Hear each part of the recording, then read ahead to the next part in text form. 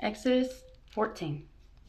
Then the Lord said to Moses, "Tell the Israelites to turn back and encamp near Pi Hahiroth, between Migdol and the sea. They are to encamp by the sea, directly opposite Baal Zephon.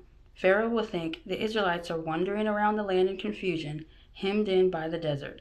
And I will harden Pharaoh's heart, and he will pursue them. But I will gain glory for myself through Pharaoh and all his army, and the Egyptians will know that I am the Lord." So the Israelites did this.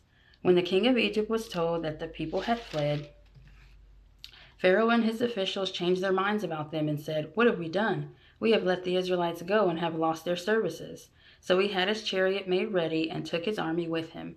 He took 600 of the best chariots along with all the other chariots of Egypt, with officers over all of them. The Lord hardened the heart of Pharaoh, king of Egypt, so that he pursued the Israelites who were marching out boldly. The Egyptians, all Pharaoh's horses and chariots, horsemen and troops, pursued the Israelites and overtook them as they camped by the sea near Pi Hahiroth, opposite Baal Zephon. As Pharaoh approached, the Israelites looked up, and there were the Egyptians marching after them. They were terrified and cried out to the Lord. They said to Moses, "Was it because there were no graves in Egypt that you brought us to the desert to die? What have you done to us by bringing us out of Egypt? Didn't we say to you in Egypt, 'Leave us alone, let us serve the Egyptians'? It would have been better for us to serve the Egyptians than to die in the desert." Moses answered the people, "Do not be afraid. Stand firm, and you will see the deliverance the Lord will bring you today. The Egyptians you see today, you will never see again.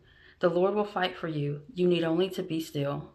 Then the Lord said to Moses, "Why are you crying out to me? Tell the Israelites to move on.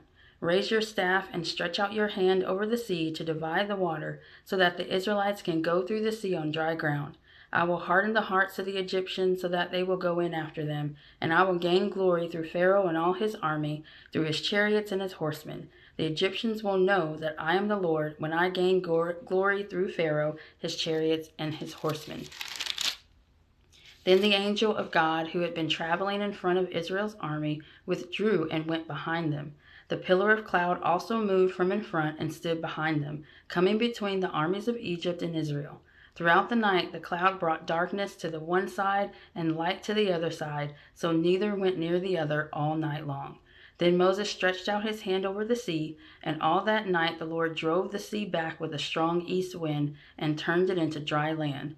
The waters were divided, and the Israelites went through the sea on dry ground, with a wall of water on their right and on their left. The Egyptians pursued them, and all Pharaoh's horses and chariots and horsemen followed them into the sea. During the last watch of the night, the Lord looked down from the pillar of fire and cloud at the Egyptian army and threw it into confusion. He jammed the wheels of their chariots so that they had difficulty driving. And the Egyptians said, "Let's get away from the Israelites. The Lord is fighting for them against Egypt." Then the Lord said to Moses, "Stretch out your hand over the sea so that the waters may flow back over the Egyptians and their chariots and horsemen." Moses stretched out his hand over the sea, and at daybreak the sea went back to its place. The Egyptians were fleeing toward it, and the Lord swept them into the sea.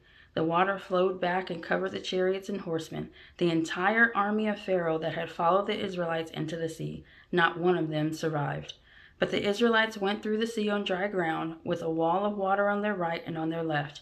That day the Lord saved Israel from the hands of the Egyptians, and Israel saw the Egyptians lying dead on the shore. And when the Israelites saw the mighty hand of the Lord displayed against the Egyptians, the people feared the Lord and put their trust in him and in his servant Moses.